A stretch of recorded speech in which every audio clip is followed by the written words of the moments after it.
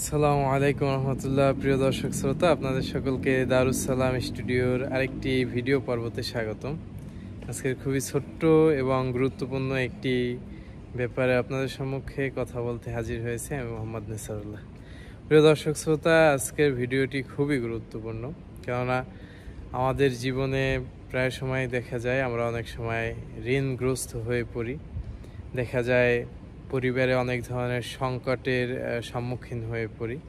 তো এই সময়ে আমাদের সবথেকে গুরুত্বপূর্ণ যে কাজটি সেটি হচ্ছে ধৈর্য ধারণ করে আল্লাহ পাক রব্বুল আলামিনের কাছে এই সংকটকালীন মুহূর্ত থেকে রেহাই পাওয়ার জন্য দোয়া করতে হবে। এবং আমরা যখন ঋণগ্রস্ত হয়ে পড়ি তখন আল্লাহ পাক রব্বুল আলামিনের কাছে চাইতে হবে, ইয়া আল্লাহ, আমার এই ঋণ থেকে আপনি মুক্তি দান করুন। প্রিয় দর্শক শ্রোতা, আমরা তা না করে প্রায় সময় দেখা যায় যে আমরা হতাশাগ্রস্ত হই, আমরা নিজেদের উপরে আস্থা রাখি, নিজেদের কর্মপরিকল্পনা দ্বারা যে কোনো একটি ব্যাপার সমাধান করার চেষ্টা করি। অবশ্যই পরিকল্পনা থাকতে হবে, অবশ্যই যে কোনো জিনিসের ক্ষেত্রে একটা পরিকল্পনা খুবই গুরুত্বপূর্ণ। তার সাথে অবশ্যই আল্লাহ পাক রব্বুল আলামিনের উপরে তাওয়াক্কুল করা এবং যে কোনো জিনিসই আল্লাহর ফয়সালার উপরে নির্ভরশীলতা আমাদেরকে বাড়াতে হবে। তাহলেই দেখা যাবে যে আল্লাহ পাক রব্বুল আলামিন গায়েবীভাবে আমাদেরকে সাহায্য করছেন এবং তার অশেষ মেহেরবানিতে আমরা যে কোনো সমস্যা থেকে উত্তীর্ণ হতে পারবো ইনশাল্লাহ। প্রিয় দর্শক শ্রোতা, সেক্ষেত্রে আমরা খুবই সুন্দর একটি আমল করতে পারি, যেই আমলটি করার মাধ্যমে আমরা রিজিকের জন্য দোয়া করতে পারি এবং যখন আমরা ঋণগ্রস্ত হয়ে পড়ব তখন ঋণগ্রস্ততা থেকে মুক্তি লাভের জন্য দোয়া করতে পারি। তো আমলটি হচ্ছে প্রত্যহ ফজরের নামাজের বাদ এই আমলটি করতে হবে। এটি হচ্ছে আল্লাহ পাক রব্বুল আলামিনের একখানা ইসেম মোবারকের আমল, যেটি হচ্ছে আল্লাহুস সামাদ।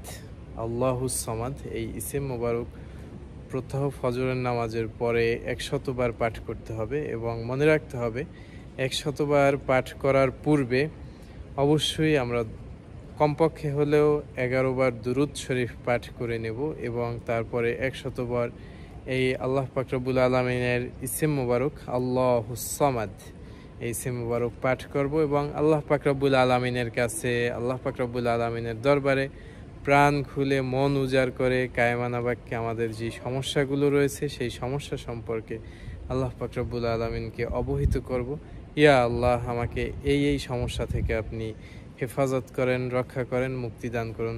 ইনশাআল্লাহ এই মাধ্যমে আল্লাহ পাক রব্বুল আলামিন চাইলে আপনার আমার যে কোনো ধরনের সমস্যা থেকে রক্ষা করতে পারেন। এছাড়াও আরও বিভিন্ন ধরনের খুবই সুন্দর সুন্দর আমল রয়েছে, যেই আমলগুলোর মাধ্যমে আমরা আল্লাহ পাক রব্বুল আলামিনের নৈকট্য হাসিল করতে পারি এবং তার কাছ থেকে বিভিন্ন ধরনের তার রাজি খুশির মাধ্যমে অনেক উপকার আমরা কিন্তু লাভ করতে পারি। অবশ্যই আল্লাহ পাক রব্বুল আলামিন আমাদের সকল সমস্যার ব্যাপারে জানেন, কিন্তু তারপরেও তিনি চান যে তার বান্দারা যেন তার মুখাপেক্ষী হয়, তার কাছে দোয়া করে, তার কাছে প্রার্থনা করে। তো সেক্ষেত্রে আমরা বিভিন্ন আমলের মাধ্যমে, জিকিরের মাধ্যমে, আজকারের মাধ্যমে আল্লাহ পাক রব্বুল আলামিনের কাছে বেশি বেশি চাইতে থাকবো, যাতে করে আল্লাহ পাক রব্বুল আলামিন তার রহমতের নজর আমাদের সকলের দিকে দেন। সেজন্য আমাদেরকে চেষ্টা করতে হবে।